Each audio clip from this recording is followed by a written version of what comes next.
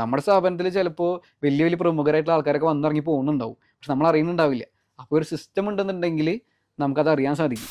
ഒരു കമ്പനി തുടക്കത്തിൽ തന്നെ ഒരു സിസ്റ്റം ഡ്രിവൺ ആകുന്നതിന്റെ വാല്യൂസ് എന്തൊക്കെ പിന്നീട് നമുക്ക് കാണിക്കാൻ സാധിക്കും? നമ്മളൊരു ഏതൊരു ചെറിയ സ്ഥാപനമാണെങ്കിലും ശരി, ഒരു സിസ്റ്റത്തിന് നമ്മൾ വളരെയധികം പ്രാധാന്യമുണ്ട്. അതിൽ നിന്നാണ് നമ്മുടെ ബിസിനസ്സിൻ്റെ profit and loss, staff management, complete കാര്യങ്ങൾ നമ്മൾ സിസ്റ്റത്തിലൂടെയാണ് നമുക്ക് മനസ്സിലാക്കാൻ സാധിക്കുകയുള്ളൂ.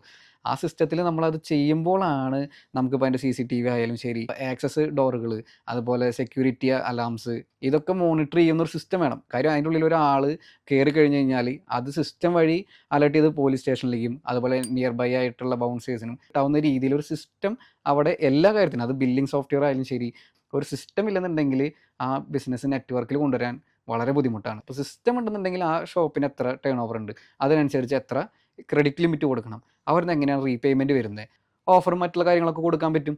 അതപ്പോൾ അത് മോണിറ്റർ ചെയ്യണം. നമ്മുടെ സ്ഥാപനത്തിൽ ചിലപ്പോൾ വലിയ വലിയ പ്രമുഖരായിട്ടുള്ള ആൾക്കാരൊക്കെ വന്നിറങ്ങി പോകുന്നുണ്ടാവും, പക്ഷെ നമ്മൾ അറിയുന്നുണ്ടാവില്ല. അപ്പോൾ ഒരു സിസ്റ്റം ഉണ്ടെന്നുണ്ടെങ്കിൽ നമുക്കത് അറിയാൻ സാധിക്കും. അത് അവർക്ക് വളരെ ചീപ്പ് ആൻഡ് ബെസ്റ്റ് പ്രൈസിൽ കസ്റ്റമൈസ് ചെയ്തിട്ടാണ് നമ്മൾ പ്രൊവൈഡ് ചെയ്യുന്നത്.